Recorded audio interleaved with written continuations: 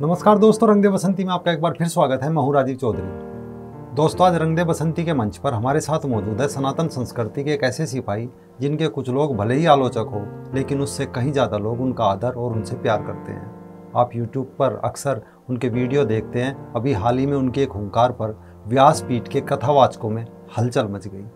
आप गुरुकुल से स्नातक हैं और अब वैदिक धर्म और संस्कृति के प्रति लोगों को जागरूक कर रहे हैं। बहुत बहुत स्वागत है अंकुर भाई आपका हमारे प्रोग्राम में। राजीव भाई, आपका बहुत बहुत धन्यवाद कि आपने इस समय पर आपने अपने चैनल पर मुझे इनवाइट किया है। अंकुर भाई, पहला हमारा जो सवाल ये है अंकुर भाई कि अभी तक जो हमारे धर्म और संस्कृति को जो खतरा था वो कुछ वामपंथी और विधर्मियों से खतरा था जी। लेकिन अब तो कुछ तथाकथित कथावाचक और धर्म गुरु ही हमारी धर्म और संस्कृति को चौपट कर रहे हैं। राजीव भाई, इस पे सिर्फ और सिर्फ मैं आपके चैनल के माध्यम से सभी युवाओं को ये कहना चाहता हूँ। सबसे पहले तो उन सबका धन्यवाद प्रस्तुत करना चाहता हूँ कि हमने नहीं सोचा था इस विषय में कि हम जो एक छोटी सी चिंगारी लेकर के आगे बढ़े हैं और वो इसको इतनी बड़ी मशाल का रूप दे देंगे। और उन्होंने अपने अलग अलग माध्यमों से, अलग अलग प्लेटफॉर्म से जा कर के उन्होंने इसको बहुत आग की तरह फैलाया। और उन सभी के मैं इसको व्यासपीठ पर बैठे हुए लोग नहीं कहूँगा, दरअसल वो उनकी अपनी खुद की जमाई हुई एक चौकी है, उसको हिला दिया है। युवाओं का मैं बहुत बहुत धन्यवाद प्रस्तुत करना चाहता हूँ जिन्होंने इस चिंगारी को मशाल बनाया है और आगे जा कर के इसको और ज़्यादा बड़ी अग्नि के रूप में स्वरूप देंगे। इसका एक बहुत बड़ा यज्ञ होगा, जो शुद्धि का यज्ञ होगा। राजीव भाई, अब आते हैं आपके जो प्रश्न है।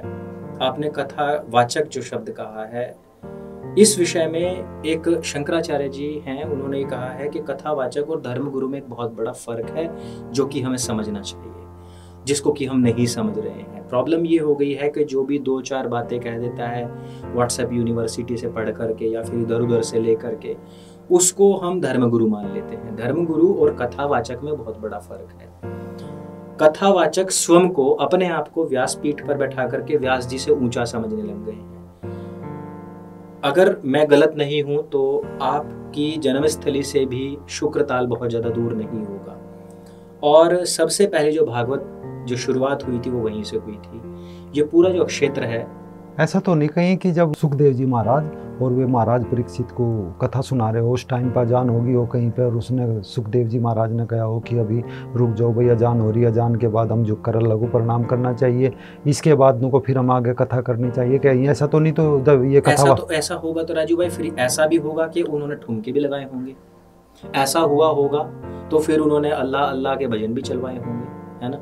ऐसा हुआ होगा तो उन्होंने जरूर उसके 50-60 लाख रुपए फीस भी ली होगी सुखदेव जी महाराज ने। फिर तो ऐसा होगा। तो वास्तविकता ये है कि भागवत कथा जो थी वो इसलिए थी ताकि एक सन्मार्ग की तरफ प्रेरित किया जा सके, क्योंकि उनके पास में समय बहुत कम था परीक्षित महाराज।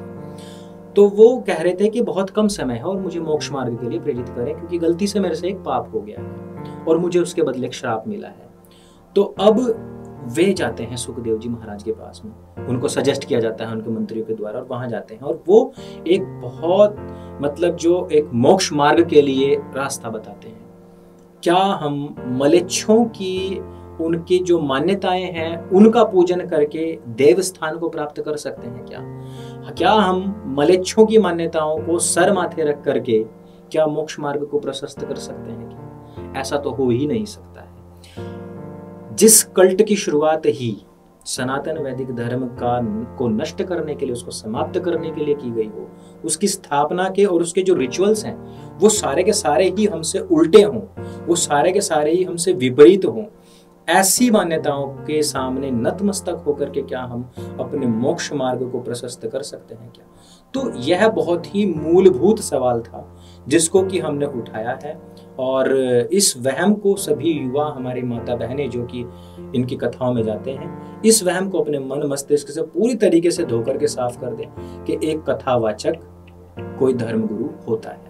तो अंकुर भाई, मेरा अगला सवाल ये है कि कुछ लोग कह रहे हैं कि जिस तरीके से कथावाचकों पर आरोप लगाकर, क्या आप लोग या और अन्य कोई खुद कथावाचक बनना चाहते हैं? इस तरीके के अनर्गल आरोप भी हमारे ऊपर लग रहे हैं और हम देख रहे हैं कि फेसबुक के ऊपर काफ़ी सारे जो आदरणीय महामंडलेश्वर जी, तो वो भी इस तरीके की बातें कर रहे हैं कि जो जिन कथावाचकों के विषय में हमने कहा है उनके बारे में कुछ अभद्र टिप्पणियां भी उन्होंने की हैं, और कुछ लोगों ने, कुछ उनके दर्शकों ने या चाहने वालों ने भी कहा है कि ये लोग तो जो हैं ये सब के सब कथावाचक बनना चाहते हैं, इसलिए इन सब को डिफेम कर रहे हैं। मैं आपको यहाँ पर स्पष्ट कर दूं कि मैं अन्य विषयों में तो नहीं जाना चाहता, लेकिन इतना ज़रूर है कि यह हमारा विषय नहीं है, हम कोई कथावाचक नहीं बनना चाहते हैं। इससे पहले ही हमारे पास में बहुत बड़ी जिम्मेदारी है, और मेरा ये मानना है कि जिस जिम्मेदारी को आज के युवाओं ने और ख़ास तौर पर सत्य सनातन के प्लेटफॉर्म ने उठाया हुआ है, उस जिम्मेदारी को उठाने वाले युवाओं की बहुत कमी है। कथावाचक तो आप राजीव भाई देखेंगे, अगर आप कभी मथुरा वृंदावन जाएं तो दीवारों पर वहाँ पर पोस्टर लगे हुए होते हैं, आपको 7 दिन में, 15 दिन में, महीने भर में अच्छे से अच्छा बिजनेसमैन, अच्छे से अच्छा कथावाचक बना दिया जाता है। स्पॉन्सर्स भी आपको वहाँ से मिल जाते हैं। तो वहाँ पर बहुत भीड़ है। जो हम कार्य कर रहे हैं सत्य सनातन वैदिक धर्म की रक्षार्थ, और जो उसके ऊपर आरोप लगते हैं, उन सब के लिए जो सत्य सनातन को जो कार्य करना है वो तो अभी अपनी बाल्यावस्था में ही है, तो हमें आगे बहुत कार्य करने हैं। हाँ, इस तरीके के जो आरोप लगे हैं, और हमने जो कुछ मुहिम चलाई है पाखंड के खिलाफ, उसको लेकर के कुछ लोगों ने अपनी जो व्यासपीठ है उसको एस्टेब्लिश करने के लिए, वाकई में मैं मानता हूँ कि हमारी इस मुहिम का दुरुपयोग भी हुआ है कई स्थानों पर, और जो देवी हैं उनको अपमानित करने का भी कार्य किया गया है, लेकिन इसमें हमारा अपना कोई ऐसा उद्देश्य नहीं है। एक सवाल और है अंकुर भाई, कुछ लोग कह रहे हैं कि जो देवी चित्रलेखा जी हैं उनके ऊपर आरोप लगाकर कहीं ना कहीं एक महिला का अपमान है, और कुछ लोग नहीं चाहते कि एक महिला व्यासपीठ पर बैठकर कथावाचक बने। राजीव भाई, जहाँ तक देवी चित्रलेखा जी की बात है, और उन्हीं से ही हमारा वीडियोस के माध्यम से जो भी कन्वर्सेशन हुआ है, उसमें सिर्फ मैं इतना कहना चाहता हूँ कि देवी चित्रलेखा जी के विषय में सिर्फ हमने एक ही वीडियो बनाया था, और 10 दिन तक हमने देखा भी नहीं था कि क्या चल रहा है। जहाँ तक देवी चित्रलेखा जी की बात है, तो मैंने स्वयं ये बात कही है कि जिस आर्य समाज के विषय में वो इस तरीके से बात कर रहे हैं, वो आर्य समाज और महर्षि दयानंद सरस्वती ही थे जिन्होंने की महिलाओं के पुनरुत्थान के लिए, पुनरुद्धार के लिए कार्य किया।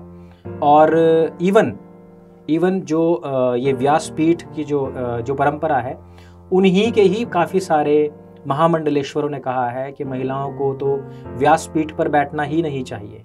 लेकिन आप इसमें एक गौर करेंगे बात कि आर्य समाज हो या अंकुर आर्य हो या मेरी बहन आयुषी राणा हो या कोई भी हो, इन्होंने कभी भी महिलाओं के विषय में ये बात नहीं कही है कि वो व्यासपीठ की भागी नहीं है। देखिए, व्यासपीठ का जो भी प्रचलन होगा वो ये है कि व्यास जी महाराज ने जो कुछ भी कहा है, और उसको जब बाँचना होता है, जिस गद्दी पर बैठते हैं, उसको अक्सर व्यासपीठ कहा जाता है। उन्हीं पौराणिक और उन्हीं कथावाचकों में यह अवधारणा है कि महिला व्यासपीठ पर नहीं बैठ सकती है, जबकि महर्षि दयानंद सरस्वती जी सत्यार्थ प्रकाश में बहुत स्पष्ट इस बात को लिखते हैं कि जब हमारी माताओं बहनों को वेद पाठ तक का अधिकार था, जब हमारे यहाँ पर अपाला, घोषा, गार्गी ऐसी महान विभूतियां हुई हैं महिलाओं में, जिन्होंने वेद न केवल पढ़े अपितु पढ़ाए हैं, शास्त्रार्थ किए हैं, मार्ग प्रशस्त किया है पूरे के पूरे विश्व का और सनातन वैदिक धर्म का, तो ऐसे में जो अन्य पुस्तकें हैं उनको महिलाएं क्यों नहीं पढ़ सकती हैं? तो इसको लेकर के भ्रांति हमेशा जो अगर वो ऐसा सोचते हैं कि सत्य सनातन या अंकुर आर्य या उनके जो भी साथी हैं वो इस तरीके की अवधारणा मन में रखते हैं, तो बिल्कुल नहीं, हम इस पक्ष में हैं। राजीव भाई, मैं जोर देकर इस बात को कहूंगा कि हम इस पक्ष में हैं कि महिलाएं अधिक से अधिक आएं, और क्योंकि एक महिला मार्मिकता को समझती है, महिला समझती है कि सामने जो मेरे बच्चा बैठा हुआ है उसके मन में क्या चल रहा होगा। ईश्वर प्रदत्त उनके अंदर सिक्स्थ सेंस पुरुषों से ज्यादा होता है। इवन मैं आपको एक बात बताना चाहता हूँ कि जो ऋतम्बरा देवी जी हैं, तो उनका जो सत्संग आता है काफ़ी छोटा आता है, लेकिन हम कभी भी उसको चूकते नहीं हैं, हम उनको सदा ही सुनते हैं, क्योंकि उनकी जो बातें हैं वो बहुत प्रेरणादायी हैं। और जो हमारा किसी से कोई वैमनस्य नहीं है, हम किसी से हमारा कोई पर्सनल टगमेंट नहीं है, हमारी पर्सनल दुश्मनी नहीं है। सिर्फ बात इतनी है कि हमने सिर्फ ये बात कही कि आपको इस तरीके से बात नहीं करनी चाहिए, और शायद आपको इस्लाम के विषय में नहीं पता है, हमने सिर्फ इस्लाम के विषय में बताया। वो बात वहीं पर ख़त्म भी हो सकती थी, लेकिन फिर जो आरोप प्रत्यारोप की जो श्रेणी शुरू हुई उसके बाद हमें आना पड़ा और लोगों को ये लगना शुरू हो गया कि हम महिला अपमान में हैं और हम अपमान कर रहे हैं या फिर उनका विरोध कर रहे हैं या फिर उनकी गद्दी को कब्जाना चाहते हैं। इसमें सिर्फ प्याज की झिल्ली के बराबर अंतर है। कुछ लोगों ने वो झिल्ली तोड़ करके और हमें इस दूसरे पाले में भी खड़ा करने की कोशिश की है। मैं उस झगड़े में नहीं जाना चाहता हूँ। महिलाओं का हम सम्मान करते हैं, बस हम ये कहना चाहते हैं कि आप जो कुछ भी बोलते हैं उसका प्रभाव बहुत दूर तक जाता है, क्योंकि हम आप सभी लोगों से बहुत स्नेह करते हैं, हम आप लोगों का बहुत सम्मान करते हैं, इसीलिए कह भी रहे हैं। यदि हम ना आपको जान रहे होते, मान रहे होते, ना आपकी शक्ति को जान रहे होते, तो हम अपना विरोध भी अपना प्रकट ना कर रहे होते। तो ये बात राजीव भाई मैं आपके माध्यम से बैठ करके यहाँ पर ये भी स्पष्ट करना चाहता हूँ कि हम महिलाओं के हक में हैं। महिलाओं के पास में हम लोगों से ज़्यादा बुद्धि है, क्षमता है। और एक और बात मैं यहाँ पर कहना चाहूँगा कि मैंने बहुत सारी कथाएं सुनी हैं जिसमें पुरुष कथावाचक होते हैं और वो अक्सर जब वो रासलीलाओं का जिक्र कर रहे होते हैं उसमें, और जब एक महिला कथावाचिका होती है जब वो उस चीज़ का जिक्र कर रही होती है, इन दोनों में बहुत फ़र्क होता है। महिलाएं जब इन चीज़ों का जिक्र कर रही होती है तो वो बहुत, उनके अंदर जो सेंसिटिविटी होती है वो बहुत अच्छे किस्म की होती है, बहुत अच्छे तरीके से उन बातों को रिप्रेजेंट करती हैं। और सबसे बड़ी चीज़ ये है कि महिला कथावाचक के होने पर जो वहाँ पर आने वाली महिलाएं हैं, बहन बेटियां हैं, उनकी सुरक्षा का भी मैं मानता हूँ कि विशेष उनका स्थान रहता होगा। और आगामी भविष्य में मैं ये उम्मीद करता हूँ, आशा करता हूँ, युवाओं ने जिस प्रकार की एकता दिखाई है, उन्होंने बता दिया है कि वो क्या सुनना चाहते हैं। वो इस तरीके की अनर्गल बातें नहीं सुनना चाहते हैं। और मैं एक बार फिर से करबद्ध सभी कथावाचक कथावाचिकाओं से निवेदन भी करना चाहूँगा कि आप लोग धर्म का मार्ग प्रशस्त करें, अधर्म का मार्ग बिल्कुल भी ना दिखाएं, क्योंकि आप अपनी कथाओं से कहते हैं धर्म की जय हो, अधर्म का नाश हो। तो अधर्म का नाश करने के लिए आपको अधर्म को बताना पड़ेगा कि क्या अधर्म है। अंकुर भाई, ये तो महिलाओं की बात हो गई, लेकिन जैसा कि आपने भी देखा और हम सब ने देखा कि कुछ लोग मुरारी बापू पर बहुत ज़्यादा आरोप लगा रहे हैं। क्या मुरारी बापू का सिर्फ यही काम है या इसके अलावा भी मुरारी बापू जी ने कुछ अच्छे काम इस समाज के लिए किए हैं? ये बहुत खास सवाल आपने उठाया है और इससे भी लोगों में ये भ्रांति जा रही है कि अंकुर आर्य जो है या सत्य सनातन जो है वो जो प्लेटफॉर्म है यह पूरी तरीके से ही इन कथावाचकों के खिलाफ है या मुरारी बापू के खिलाफ है। इवन कुछ लोगों ने तो यहाँ तक कहा कि हम बुजुर्गों का अपमान करना सिखा रहे हैं अपने प्लेटफॉर्म से। तो ये बिल्कुल गलत है। मैं आप लोगों को स्पष्ट करना चाहता हूँ कि मुरारी बापू जी के बहुत सारे अच्छे कार्य हैं और इवन जितनी मेरी आयु नहीं है उससे ज़्यादा समय हो गया है उनको कथा करते हुए, लेकिन कुछ विषय ऐसे हुए कि जिसमें कि लगातार उनके जो अल्लाह मौला कहें या फिर जो या हुसैन कहें या बहुत सारी चीज़ें हुई हैं, तो उनके ऊपर युवाओं ने लगातार इसके ऊपर विरोध दर्ज कराया। अब हम तकरीबन 15 दिन से इन सब चीज़ों को देख रहे थे और इसमें हमने कुछ भी नहीं कहा, क्योंकि हम उनके जो अन्य कार्य हैं उन सब को भी नोटिस कर रहे थे। लेकिन जब यह, मैंने आपको पहले ही बताया है कि सत्य सनातन हो या अंकुर आर्य हो, यह केवल और केवल भारतीय युवाओं, खासतौर पर सनातन वैदिक धर्म के रक्षार्थ जो युवा खड़े हुए हैं मेरे भाई बहन, यह सिर्फ और सिर्फ उनकी असेट है। और उन्होंने जब आदेश किया तो हमने कहा कि बिल्कुल हम इसके ऊपर बोलेंगे अवश्य। इसमें राजीव भाई एक और मैं चीज़ कहना चाहता हूँ कि ये जो वीडियोज़ हैं ये कह करके मेरे सामने लाई गई थी और देवी चित्रलेखा जी ने भी यही कहा था कि ये वीडियोज़ तो 3-4 साल पुराने हैं और तब की बात अब क्यों उठाई जा रही है। तो वास्तव में यह एक बहुत अच्छा पॉइंट हो सकता था कि अब क्यों उठाया जा रहा है, लेकिन हुआ क्या कि उसका स्पष्टीकरण आने लग गया कि हमने जो कहा है वो ठीक कहा है।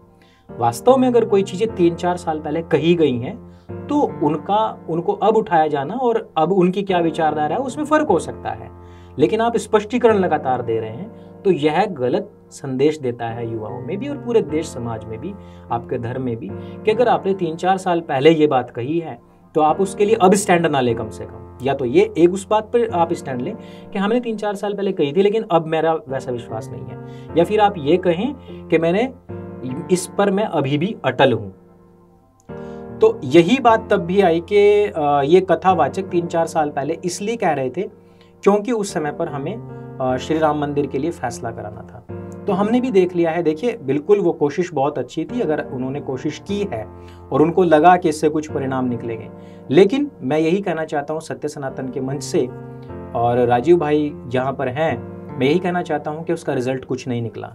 उसका रिजल्ट निकला तो केवल और केवल कोर्ट से, सुप्रीम कोर्ट से, और जो फैसला हुआ है वो तर्क के आधार पर हुआ है। वो भाईचारे की जो हमने बहुत कोशिशें की वो हमेशा से ही असफल होती आई हैं। यहाँ पर भी मैं कथावाचकों से सभी से यही अपील करूंगा कि इतिहास इस बात का गवाह रहा है कि आप बीच बचाव से कुछ भी नहीं कर सकते हैं। केवल और केवल हमारे पास में एक ही शक्ति है, वो है तर्क, वो है प्रमाण, और वो हमारे जो बात कहने का जो हमारा तरीका है उसको हम जितना स्पष्ट रख सकते हैं उतना ही हमारा पक्ष मजबूत हो सकता है। झोल झाल से हम कभी भी इन लोगों का दिल जीत नहीं सकते हैं। मैं वास्तविकता में मानता हूं कि आप बड़े पद पर हैं, बड़े ओहदे पर हैं, और आप लोगों को भी लगता है कि भाई हमारे जो आने वाली पीढ़ियां हैं वो वैमनस्य बना रहे और हम मिलजुल करके इसको निपटा लें। लेकिन इतिहास इस बात का गवाह है, उनकी शिक्षा इस बात की गवाह है। वो खुल करके, चीख करके, चिल्ला करके कह रही है कि हम काफिरों का जो स्थान है उसको हम कभी नहीं छोड़ सकते। इवन मैं इसमें एक और चीज ऐड करना चाहूंगा जो आज की बात है। फर्रुखाबाद में अभी लॉकडाउन लगा हुआ है, कोई घर से बाहर नहीं निकल रहा है, लेकिन एक प्राचीन शिव मंदिर के अंदर जाकर के 2 मजारें बना दी गई हैं। आप एक स्थान को छुड़वा नहीं सकते हैं, 2 अलग स्थानों पर कब्जा हो जा रहा है। इवन यही नहीं, ज्ञानवापी मस्जिद जहां पर मोदी जी भी पूजा अर्चना के लिए जाते हैं, वह मस्जिद जो कि जन्मभूमि, श्री कृष्ण जन्मभूमि के ऊपर बनी हुई है, और जिसके विषय में देवी चित्रलेखा जी ने एक गलत आरोप भी मेरे ऊपर लगाया था। तो इस प्रकार की ये तो बड़े स्थान हुए। अभी श्री राम मंदिर का फैसला हुआ है, बाकी और बहुत सारे फैसले हैं। मैं सभी कथावाचकों से भी कहना चाहता हूं कि आप एक बार फिर से कोशिश करके देखिए कि अभी तो हमारे बहुत सारे मंदिर हैं ऐसे जो अभी वहां से आजाद कराने बाकी हैं। आप एक बार फिर से अपने मन से अली मौला कीजिए, एक बार फिर से जो अल्लाह अल्लाह करना है वो करिए, और फिर से कोशिश कीजिए कि भाईचारे से वो मंदिर वहां से निकल आएं। और फिर देखते हैं कि युवाओं का क्या इसमें प्रतिक्रिया रहेगी, कोर्ट से फैसला आएगा या भाईचारे से आएगा। लेकिन अंकुर भाई, आप कैसे मोक्ष की, ध्यान की और धर्म की बात कर रहे हैं? आप पे तो बहुत सारे लोग कहते हैं कि अंकुर भाई तो खुद समाज में नफरत फैला रहे हैं। हाँ, ये विषय आया है कि जब से हमने इन पर बोलना शुरू किया है, और उनके जो कुछ बहुत चाहने वाले लोग भी हैं, और उन्होंने स्वयं इस बात को कहा है, और मेरे पास फ़ोन भी आए हैं और उन्होंने कहा है कि आप तो नफ़रत फैलाने का काम कर रहे हैं, आप हिंदू समाज को तोड़ने का काम कर रहे हैं, और बुजुर्गों का जो सम्मान था उसको, उसकी जो नींव है उसको हिलाने का काम कर रहे हैं। तो इस विषय में मैं बस इतना कहना चाहता हूँ कि अभी एक दिन पहले की बात है ये, यति स्वामी नरसिम्हानंद सरस्वती जी, जो कि स्वयं भी एक कथावाचक हैं, जो स्वयं भी कथाएं करते हैं, जो स्वयं भी पौराणिक पद्धति से ही हैं, और स्वयं वो एक मठाधीश भी हैं, और हिंदू समाज के अंदर या सनातन जो वैदिक धर्म है उसके लिए बहुत अच्छा काम कर रहे हैं। उन्होंने मुरारी बापूजी के विषय में जो कुछ भी उन्होंने अपना पक्ष रखा वो रखा था, और उसके बाद में मेरे पास में काफ़ी सारे फ़ोन्स भी आए। उसके बाद ये हमें भी महसूस हुआ कि युवाओं के अंदर अचानक से कुछ ऐसा संदेश गया है कि जिससे ऐसा लग रहा है कि हमें अपने बुजुर्गों के प्रति भी उसी लेवल पर आकर के बोलना चाहिए जिस पर कि यति स्वामी नरसिम्हानंद सरस्वती जी बोल रहे हैं। तो इस विषय में बिल्कुल स्पष्टीकरण ये देना चाहूँगा कि पहले हमें यति स्वामी नरसिम्हानंद सरस्वती जी जितना बनना पड़ेगा, उनके जितना अनुभव लेना पड़ेगा, उनके स्तर पर पहुंचना पड़ेगा, तब जा करके हम इस बात को कह सकते हैं। इवन हमने अपने डिस्क्रिप्शन बॉक्स में भी स्पष्ट लिखा है कि ये स्वामी जी के विचार हैं और आवश्यकता नहीं है कि उससे हम पूरी तरीके से वैरी करते हों, लेकिन ये जरूर है कि वो हमारे यानी कि जो बापू हैं, मुरारी बापू हैं, वो एक बुजुर्ग हैं, हमारे वयोवृद्ध हैं, और हम इस बात से बिल्कुल संतुष्ट नहीं है। वास्तव में अभी भी मैं कहता हूँ इस बात को कि उन्होंने जो कुछ भी अल्लाह का या मौला का, अली का या हुसैन, जो भी कुछ भी उन्होंने मलेच्छों के बारे में जो भी कुछ अपने यहाँ से गायन किया, हम उसका बिल्कुल भी अभी भी पक्ष नहीं ले रहे हैं। और मैं कौन होता हूँ राजीव भाई? सत्य सनातन कोई मेरा अकेले का मंच नहीं है, वो युवाओं का मंच है। वहां से युवाओं की आवाज उठाने का केवल एक मंच है। इस पर कोई मालिकाना हक अकेले अंकुर आर्य का नहीं है। ये वैचारिक मंच है सत्य सनातन। युवा जिस चीज को चाहता है, युवा जिस बदलाव को चाहता है, युवा जिस चीज से प्रेम करता है, सत्य सनातन उसकी बात करेगा। जहां तर्क की बात होगी उसकी बात करेगा। लेकिन सत्य सनातन और अंकुर आर्य इस बात की पूरी जिम्मेदारी लेता है कि समाज में किसी भी प्रकार से जो हमारे वयोवृद्ध हैं, जो हमारे पूर्वज हैं, जो हमारे बुजुर्ग हैं और जिन्होंने इस हिंदू समाज के लिए, चाहे वो राम कथा हो, चाहे वो श्री कृष्ण कथा हो, चाहे भागवत कथा हो, उसमें जिन्होंने भी जो भी योगदान दिया है, हम उनका अपमान ना करें। अगर हम इन सब चीजों को निकाल दें, इन चीजों को हम अगर निकाल दें, तो जो नफरत फैलाने का जो आरोप है, अगर हम मुरारी बापू के इस पूरे जितने भी उन्होंने अभी तक काम किए हैं या जो कथाएं की हैं, उनमें से यदि हम इस चीज को निकाल दें जो उन्होंने, जिसको भी हमने अभी नोटिस किया है, तो अगर बाकी का उनका जीवन देखा जाए तो वो काफी पवित्रता भरा है, काफी उन्होंने काम किए हैं और हिंदू समाज के एकजुट करने के लिए भी काफी काम किए हैं। उनका हम बहुत मान सम्मान करते हैं, उनका बहुत आदर सम्मान करते हैं। और देखिए राजीव भाई और रंग दे बसंती के जितने भी दर्शक हैं या फिर जो भी कोई इसको देख रहे हैं, मैं एक बात हमेशा इस बात पर मैं जोर दे करके कहना चाहता हूँ कि किसी भी एक व्यक्ति की बपौती नहीं होता है धर्म या कोई भी संप्रदाय, और इसमें सभी का योगदान। लेकिन अंकुर भाई यहाँ पे एक बात है, आपने बिल्कुल ठीक बात कही कि धर्म किसी एक की बपोती नहीं होता।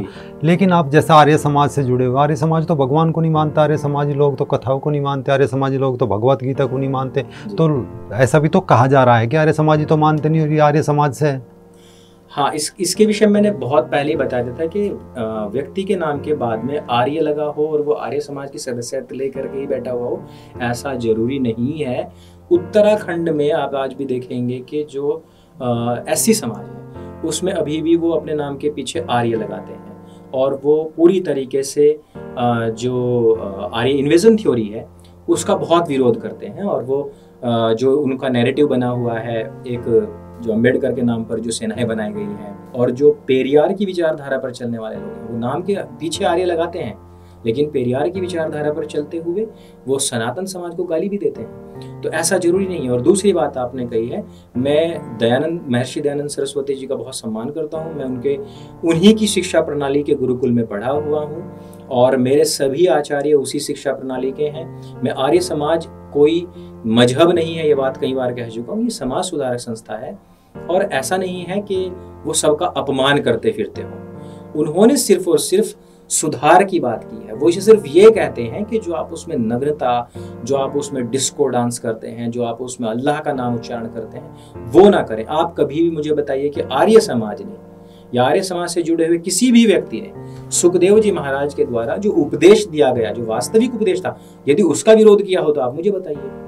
लेकिन उसमें जो देवी चित्रलेखा जी है उन्होंने तो कहा कि क्या फ़र्क पड़ता है, क्या जाता है अगर हम बीच में अल्लाह को झुककर प्रणाम कर ले तो इससे क्या फ़र्क पड़ता है? क्या फ़र्क पड़ता है यदि वो अपनी गौ सेवा धाम हॉस्पिटल में से कुछ गायें निकाल करके जिबा करने के लिए अपने, जिनका वो सम्मान करती हैं या जिनके अल्लाह का वो प्रणाम करने के लिए बात कहती हैं, उनको जिबा करने के लिए दे दीजिए। मैं तो कह रहा हूँ कि ऐसे लोग जिनको कहते हैं, मैं केवल देवी चित्रलेखा के विषय में नहीं कह रहा हूँ, जितने भी लोग हैं जो कहते हैं कि क्या फर्क पड़ता है, तो मैं उनसे कहना चाहता हूं कि आपने हमेशा गौशालाएं ही बनाई हैं, किसी अन्य पशु के विषय में क्यों नहीं सोचा आपने कभी भी? क्योंकि आपको भी पता है, क्योंकि फर्क पड़ता है, आपको भी पता है कि फर्क पड़ता है।